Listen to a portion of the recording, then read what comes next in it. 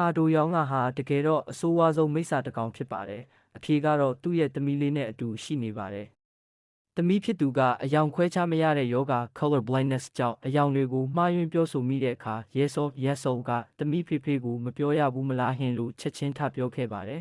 ။ယွန်းချင်းကသမီးဖြစ်သူကိုချက်ချင်းပဲနှစ်သိမ့်ပေးလိုက်ပေမဲ့သူမရဲ့နောက်ွယ်မှာတော့မွန်းချက်စရာကောင်းလောက်အောင်ပြီးပြည့်စုံလို့နေတဲ့မိသားစုတပ်ပုံကြီးရှိနေပါတီရိုက်ချက်ကတကယ်အမှန်တရားကိုဖော်ပြနေတာပါ။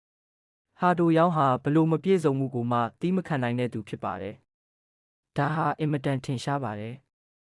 ဟာဒိုယောင်းရဲ့စိတ်ကျေနပ်မှုကိုရယူဖို့ဆိုတာသူတို့အတွက်တော့ဗီဇစိတ်အာရုံတစ်ခုလိုဖြစ်နေပါပို့ပြီးအရေးကြီးတဲ့အချက်ကတော့မွန်းတုံအန်ကသူမရဲ့ဖဲချက်တွေကိုဝက်မထားပဲထုတ်ပြလိုက်ပြီးသူမရဲ့ခန္ဓာကိုယ်ပေါ်ကအမာရွတ်တွေကိုဟာဒိုယောင်းကိုပြလိုက်တဲ့အချိန်မှာဟာဒိုယောင်းဟာချက်ချင်းပဲစိတ်ပြက်လက်ပြက်ဖြစ်သွားခဲ့ပါတယ်